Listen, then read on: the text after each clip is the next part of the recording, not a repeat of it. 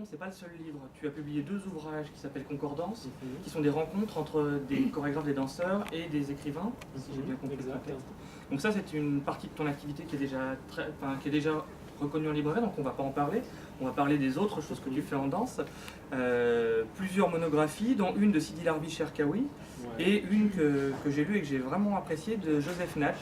Alors Joseph Nadj, c'est le directeur du centre chorégraphique d'Orléans. Voilà. Et c'est un voïvoïde. On dit qu'il est serbe, mais si vous me dites qu'il est serbe, il va vous regarder de très haut, parce qu'il est très grand, et il ressemble un peu à Drupi, et il va grommeler un truc et il va partir. Et en fait, il est voïvoïde, c'est pas tout à fait la même chose, c'est une région beaucoup plus plate, avec des hérons, des grands chevaux et de l'herbe haute comme ça. Et le mélange entre serbe et hongrois. Exact, serbe et hongrois, et beaucoup de poids historique en fait. Nadj raconte que quand il était petit, l'activité officielle pour les enfants, c'était la lutte et les échecs. C'était les 2 choses qu'un gamin devait faire, il n'avait pas le choix, il y avait ça, dans le village, il y avait les cours de lutte et les cours d'échecs. Et il se trouvait qu'il excellait aux 2. Ce qui en a fait un danseur, il y a sûrement une logique. Et c'est finalement encore un ouvrage entre plusieurs médias, puisqu'il a adapté beaucoup beaucoup de ses spectacles sont construits à partir de textes. L'un de ses spectacles les plus connus, ce sont Les Philosophes, qui est bâti sur le texte de... Bon, j'oublie le nom tout de suite, mais... un auteur hongrois. Peter... non, ça c'est... Tac, tac, tac. On va essayer de trouver ça. 2001. En fait, on va faire autrement. Alors, il y en a un qui est un hommage à la vie de Gesagsda, on ne saura pas trop qui c'est. Buchner, Oscar Boschmus, Borges, Beckett, Kafka, Bruno Schulz, voilà. Le philosophe Bruno Schulz, Otto Tolnay, Artaud, Balthus, Raymond Roussel, Henri Michaud, et donc Barthelot c'est un performeur. Donc il adapte des textes en danse, mais c'est sans parole, hein, c'est vraiment de l'adaptation, un transfert de support en fait. Comment un éditeur qui publie des essais sur le polar, des livres de cuisine et des ouvrages hybrides sur l'architecture, on arrive à publier des danseurs?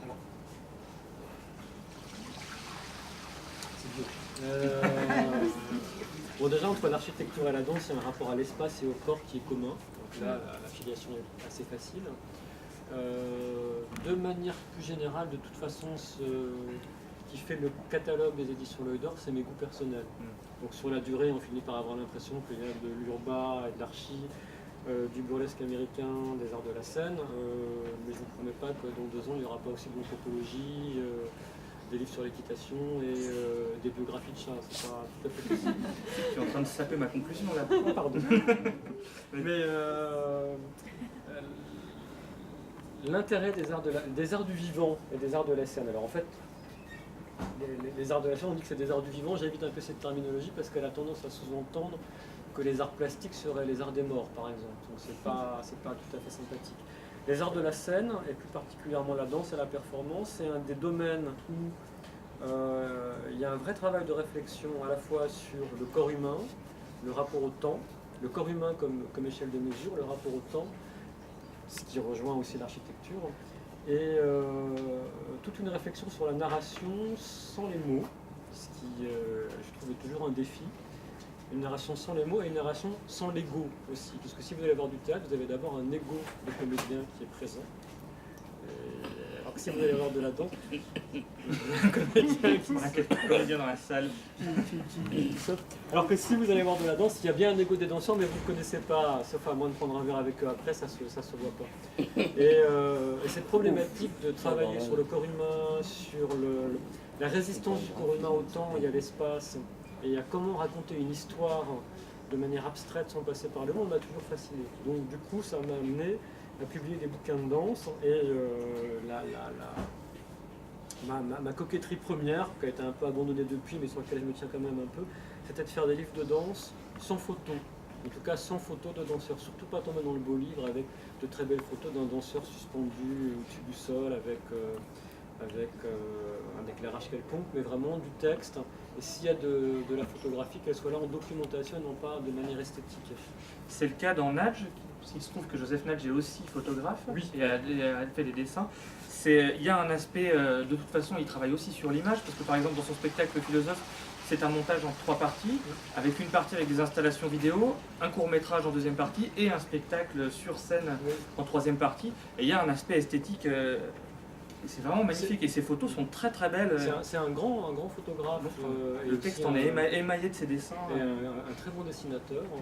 Et en fait, ce qui était amusant, c'est que Nadj était plus que d'accord avec cette idée. Il trouvait très excitant de faire un livre de danse parlant de lui, dans lequel il n'y ait pas une seule photo de lui en train de danser. Et du coup, il est arrivé avec son petit paquet de dessins et de photographies en disant bah, par contre, tapez dans mes photos et mes dessins. Et ça a donné ça. Et le bouquin sur l'Arbi Cherkaoui, pareil, aucune photo de l'Arbi en train de danser. Et on va sortir sous peu un texte de Mert Cunningham sur comment filmer la danse. Donc en fait, justement, la problématique de comment représenter la danse, puisque la danse est quand même quelque chose qui a lieu une fois à un temps donné, après c'est fini. Une vidéo ne rend pas le spectacle, mais une interprétation du spectacle.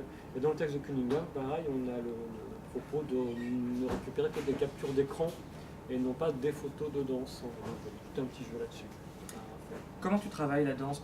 Tu es en rapport avec le chorégraphe directement, ou c'est un écrivain qui fait le lien? Alors, pour la collection danse, j'ai le grand avantage de travailler avec Myriam Bledet, qui est l'auteur du Nadj, que j'avais rencontré à cette occasion-là, et d'avoir un bras droit, une maquettiste, graphiste, webmaster, avec qui je bosse depuis 10 ans, Stéphanie Thomas, qui elle-même, quand elle n'est pas graphiste, travaille pour une compagnie de danse dont je suis le président. Donc en fait, j'ai une vie dans la danse, et petite, mais quand même un peu. Et Myriam est une grande dame du milieu de la danse, une grande critique de danse. Et en fait, c'est un tout petit monde et un tout petit réseau.